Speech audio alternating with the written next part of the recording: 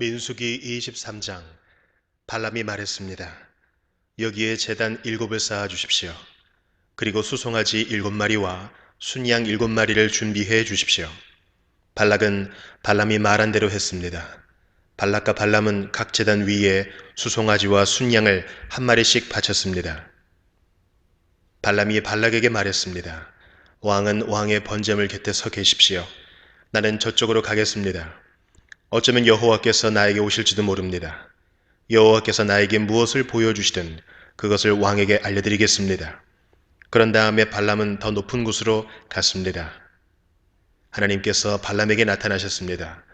발람이 하나님께 말씀드렸습니다. 저는 제단 7을 준비했습니다. 그리고 각 제단 위에 수송아지와 순양을 한 마리씩 바쳤습니다. 여호와께서 발람에게 말해야 할 것을 일러주셨습니다. 그리고 발람에게 말씀하셨습니다. 발락에게로 돌아가서 이렇게 말하여라.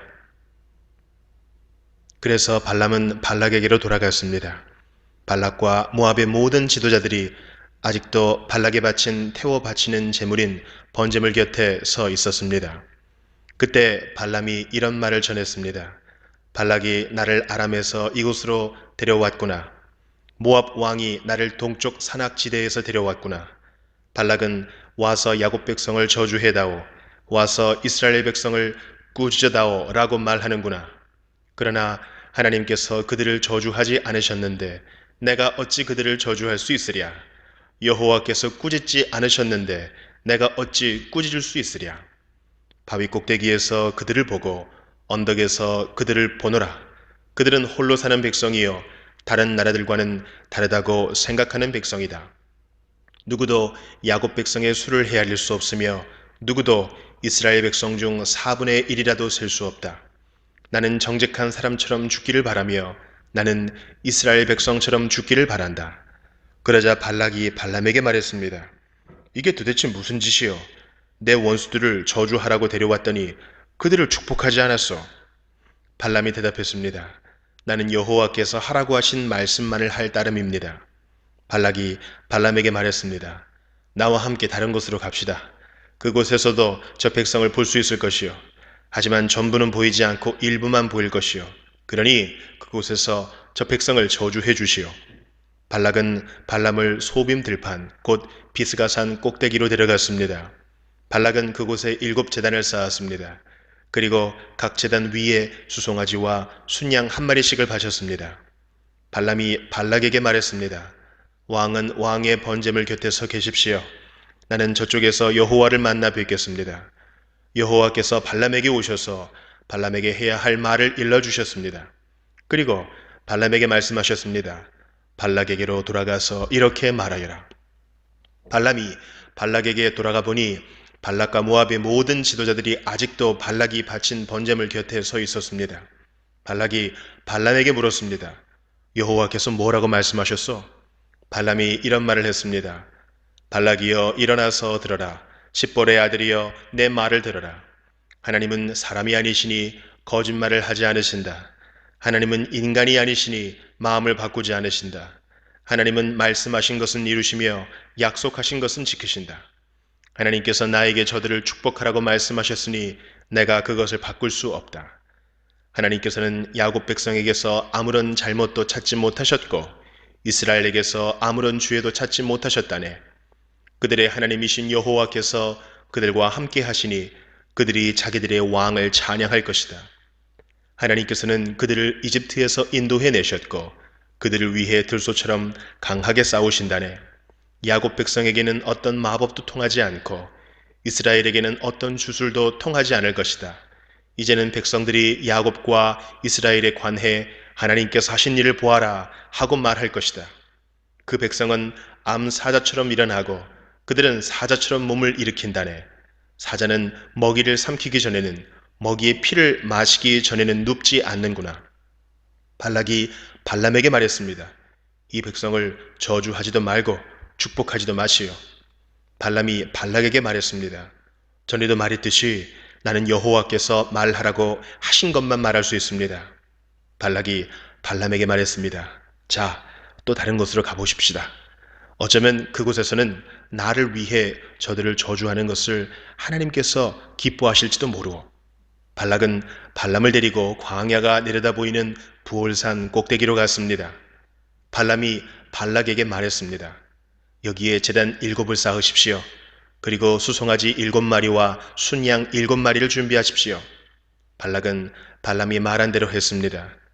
발락은 각 제단 위에 수송아지와 순양을 한 마리씩 바쳤습니다. 민수기 24장. 발람은 여호와께서 이스라엘에게 복 주시기를 원하신다는 것을 알았습니다. 그래서 발람은 전과 같이 마술을 쓰려 하지 않고 대신 광야 쪽으로 얼굴을 돌렸습니다. 발람은 이스라엘 백성이 지파별로 진을 치고 있는 모습을 보았습니다. 그때 하나님의 영이 그에게 들어갔습니다. 발람이 이런 말을 했습니다. 부올의 아들 발람의 말이라. 눈이 열린 사람의 말이라. 하나님의 말씀을 들은 사람의 말이라. 나는 전능하신 분에게서 환상을 보았고 그분 앞에 엎드릴 때 내 눈이 열렸도다. 야곱 백성아, 너희의 장막은 아름답고 이스라엘아, 너희의 집은 아름답구나. 너희의 장막은 골짜기처럼 펼쳐졌고 강가의 동산 같구나. 여호와께서 심으신 침향목 같고 물가에서 자라는 백향목 같구나. 이스라엘의 물통은 언제나 가득 찰 것이며 이스라엘의 씨는 물을 가득 머금으리라. 그들의 왕은 아각보다 위대하고 그들의 나라는 매우 큰 나라가 될 것이다. 하나님께서는 그들을 이집트에서 인도하셨고 그에게는 들소의 뿔과 같은 힘이 있다네. 그는 원수를 물리칠 것이며 원수의 뼈를 꺾을 것이고 활로 몸을 꿰뚫을 것이다. 사자처럼 웅크리고 있으니 누가 과연 잠자는 사자를 깨울 수 있으랴. 너를 축복하는 사람마다 복을 받을 것이요 너를 저주하는 사람마다 저주를 받을 것이라. 그러자 발락이 발람에게 화를 냈습니다. 발락은 주먹을 쥐고 발람에게 말했습니다. 내 원수들을 저주해 달라고 불렀더니 당신은 오히려 3번이나 축복해 주었소. 이제는 돌아가시오. 당신에게 보수를 충분히 주겠다고 말했지만 여호와께서는 당신이 보수를 받는 것을 막으셨소. 그러자 발람이 발락에게 말했습니다. 왕이 나에게 보냈던 사람들에게도 내가 말하지 않았습니까? 발락이 은과 금으로 가득 찬 그의 집을 내게 준다 해도 나는 좋은 일이든 나쁜 일이든 어떤 일도 내 마음대로 할 수 없습니다. 나는 여호와께서 말씀하신 것만 말해야 합니다. 라고 말하지 않았습니까? 나는 이제 내 백성에게로 돌아가겠습니다. 하지만 이 백성이 장차 왕의 백성에게 무슨 일을 할지 말씀드리겠습니다. 발람이 이런 말을 했습니다. 부올의 아들 발람의 말이라. 눈이 열린 사람의 말이라. 하나님의 말씀을 들은 사람의 말이라. 나는 가장 높으신 하나님을 안다. 나는 전능하신 분에게서 환상을 보았고 그분 앞에 엎드릴 때 내 눈이 열렸도다. 나는 언젠가 오실 분의 모습을 보는도다. 그러나 당장 오실 분은 아니다. 야곱에게서 별이 나오고 이스라엘에게서 다스리는 자가 나올 것이다. 그는 모압 백성의 이마를 깨뜨릴 것이고 셋 자손의 해골을 부술 것이다. 에돔은 정복될 것이다. 그의 원수 세일도 정복될 것이다. 하지만 이스라엘은 힘을 떨칠 것이다.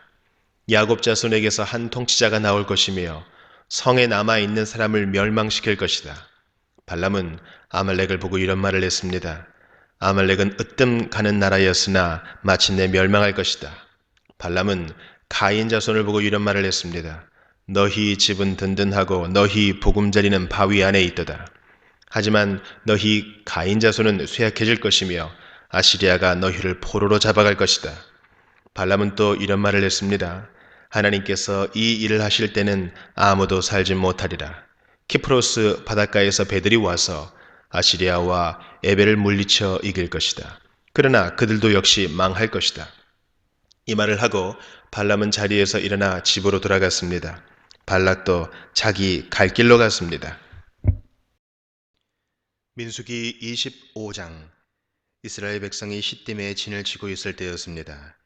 이스라엘 백성이 모압 여자들과 성관계를 맺음으로 죄를 짓기 시작했습니다. 모압 여자들이 거짓 신들을 섬기는 제사에 이스라엘 백성을 초대했습니다. 그래서 이스라엘 백성은 거기에서 음식을 먹으며 그 신들에게 예배했습니다. 이처럼 이스라엘 백성이 바알부올을 예배하기 시작했습니다.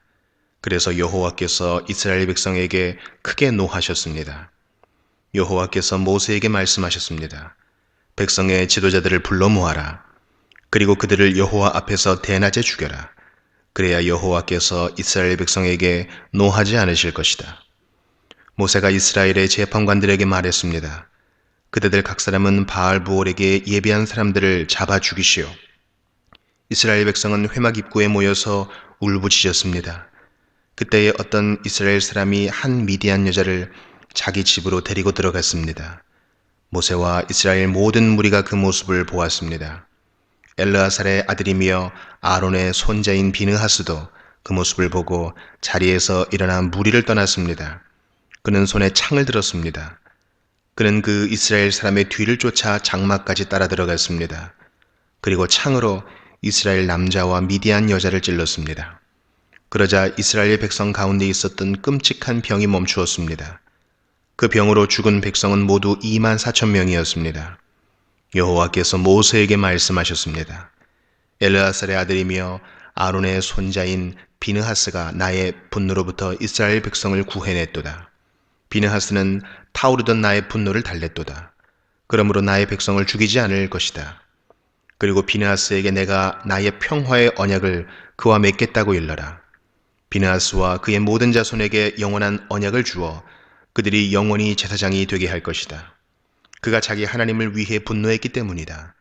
그리하여 그는 이스라엘 백성의 죄를 가리워 주었다.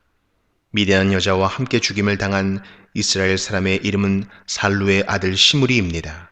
시므리는 시므온 지파에 속한 한 집안의 어른입니다. 그리고 죽임을 당한 미디안 여자의 이름은 수르의 딸 고스비입니다.